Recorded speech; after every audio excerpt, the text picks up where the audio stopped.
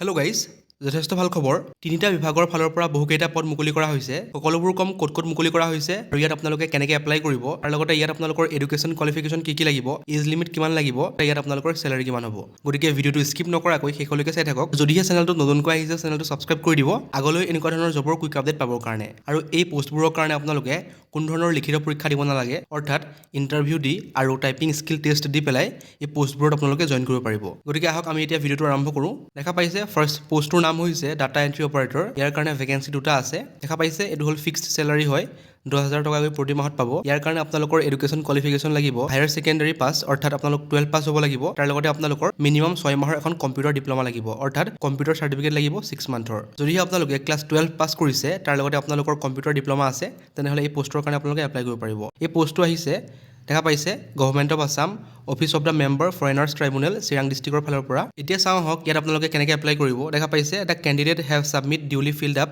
যোনখন standard form পায়, সেই ষ্টেণ্ডাৰ্ড ফৰ্মখন ফিল আপ কৰি আপোনালোকে ছাবমিট কৰিব লাগিব। তাৰ লগতে কি দিব লাগিব ইয়াত উল্লেখ কৰিছে, self attested copies of certificate marksheet in support of educational qualification, computer diploma, age proof certificate, employment exchange registration certificate. গতিকে আপোনালোকৰ যি এডুকেশ্যন কোৱালিফিকেশ্যনৰ ডকুমেণ্টছ আছে, তাৰ লগতে এজ প্ৰুফৰ চাৰ্টিফিকেট, তাৰ লগতে আপোনালোকৰ কম্পিউটাৰ ডিপ্ল'মাৰ চাৰ্টিফিকেট আৰু এমপ্লয়মেণ্ট এক্সচেঞ্জ ৰেজিষ্ট্ৰেশ্যন চাৰ্টিফিকেট, সকলোবোৰ জেৰক্স কৰি তাত আপোনালোকে নিজৰ চাইন কৰি অৰ্থাৎ চেল্ফ এটেষ্টেড কৰি পঠাব লাগিব। তাৰ লগতে দেখা পাইছে 2 copy recent passport size photograph লাগিব, আৰু ইয়াৰ কাৰণে লাষ্ট ডেটটো দিয়া আছে 10 আগষ্ট। গতিকে 10 আগষ্টৰ আগত আপোনালোকে নিজৰ ফৰ্মখন অৰ্থাৎ এপ্লিকেশ্যন ফৰ্মখন ছাবমিট কৰিব লাগিব। সকলোবোৰ মেনশ্যন কৰিছে। দেখা পাইছে the list of candidate provisionally allowed and rejected for appearing in the typing test will be notified in the notice board. গতিকে ইয়াত আপোনালোকৰ এটা টাইপিং টেষ্ট হ'ব, যিহেতু ডাটা এণ্ট্ৰি অপাৰেটৰ পষ্ট হয়, সেইকাৰণে এটা টাইপিং টেষ্ট হ'ব। সেই টাইপিং টেষ্টৰ কাৰণে কাক এলাউ কৰা হৈছে সেই লিষ্ট এখন পাব্লিছ হ'ব। দেখা পাইছে the list of candidate provisionally allowed and rejected for appearing in the typing test will be notified in the notice board of this office 11/8/2026। গতিকে নটিছ বৰ্ডত মাৰি দিব কাক এলাউ কৰা হৈছে টাইপিং টেষ্টটোৰ কাৰণে। তাত আপোনালোকে চাব পাৰিব, যদিহে আপোনালোকে এপ্লাই কৰে তেতিয়া আপোনালোকৰ নাম তাত আহিব পাৰে। দেখা পাইছে after proper scrutiny of the application submitted by the applicants. গতিকে আপোনালোকৰ এপ্লিকেশ্যন যি ছাবমিট কৰিব, সেই এপ্লিকেশ্যনৰ বেচিছতে আপোনালোকক ইয়াৰ কাৰণে চিলেক্ট কৰা হ'ব যে কোনে টাইপিং টেষ্টটোৰ কাৰণে এলিজিবল হয়। দেখা পাইছে preference shall be given to the candidate residing in the district of Chirang. গতিকে চিৰাং ডিষ্ট্ৰিক্টৰ কেণ্ডিডেটক প্ৰিফাৰেঞ্চ দিয়া হ'ব এই পষ্টৰ কাৰণে।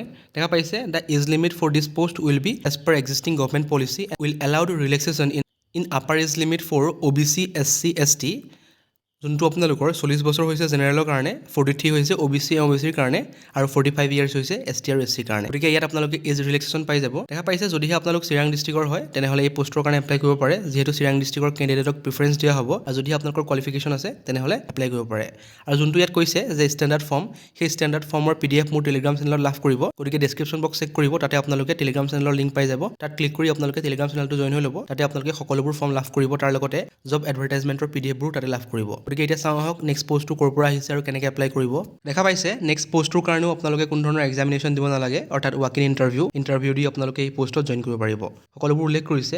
পষ্টৰ নাম দেখা পাইছে কপিষ্টৰ পষ্ট হয়।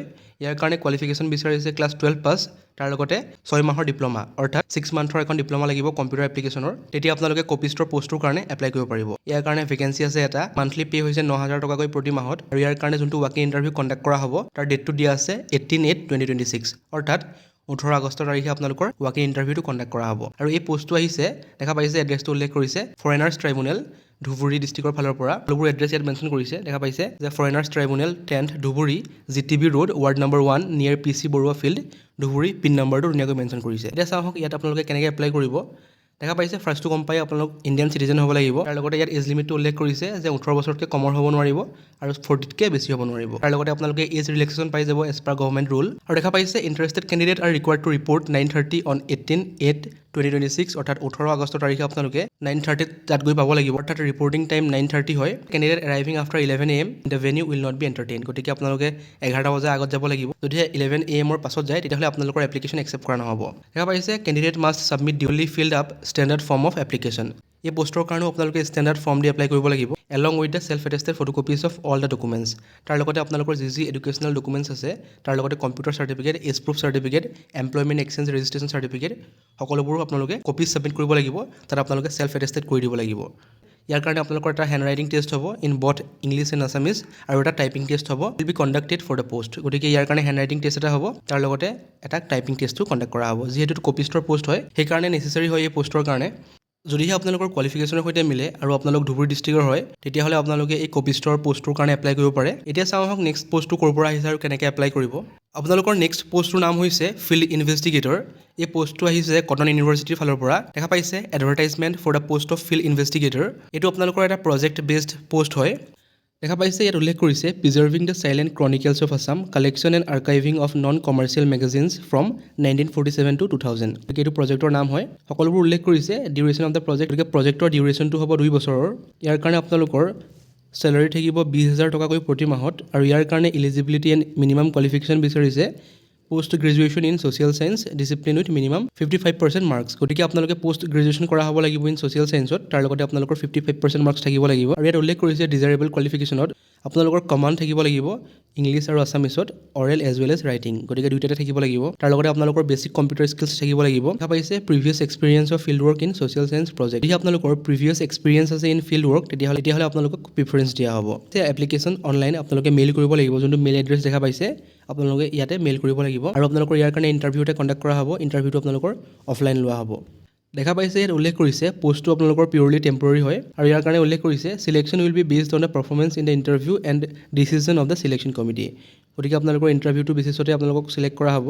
এতিয়া চাওঁ আহক আপোনালোকে কেনেকৈ এপ্লাই কৰিব। দেখা পাইছে ইয়াত উল্লেখ কৰিছে interested candidate must send their biodata along with phone number and copies of relevant certificate. গতিকে আপোনালোকে নিজৰ বায়'ডাটাৰ লগতে যি আপোনালোকৰ এডুকেশ্যন কোৱালিফিকেশ্যন আছে তাৰ লগতে যি চাৰ্টিফিকেটছ আছে এডুকেশ্যন কোৱালিফিকেশ্যনৰ লগতে এক্সপিৰিয়েঞ্চৰ যদিহে চাৰ্টিফিকেট আছে তেনেহ'লে আপোনালোকে যোনটো মেইল দিয়া আছিলে ইয়াৰ আগৰ পেজটোত সেই তাতে মেইল কৰিব পাৰে আৰু ইয়াৰ কাৰণে লাষ্ট ডেটটো দিয়া আছে 20 আগষ্ট। গতিকে 20 আগষ্টৰ আগত আপোনালোকে নিজৰ সকলোবোৰ ডকুমেণ্টছৰ লগতে বায়'ডাটা এখন যোনটো মেইল এড্ৰেছ দিয়া আছে তাত আপোনালোকে মেইল কৰিব লাগিব। গতিকে আপোনালোকৰ লাষ্ট ডেটটো দিয়া হৈছে 20 August. Only shortlisted candidate intimated through mail and they will have to attend the interview in person. গতিকে আপোনালোকক মেইলৰ যোগেদি কণ্টেক্ট কৰা হ'ব আৰু আপোনালোকে ইণ্টাৰভিউৰ কাৰণে আহিব লাগিব যদিহে আপোনালোকক চিলেক্ট কৰা হয়। গতিকে যদিহে আপোনালোকৰ কোৱালিফিকেশ্যনৰ সৈতে মিলে তেনেহ'লে এই পষ্টৰ কাৰণেও এপ্লাই কৰিব পাৰে। গতিকে এইকেইটা আছিল আজিৰ জব আপডেট। যদিহে ভিডিঅ'টো ভাল পালে চেনেলটো ছাবস্ক্ৰাইব কৰি দিব আগলৈ এনেকুৱা ধৰণৰ জবৰ কুইক আপডেট পাবৰ কাৰণে। Thank U.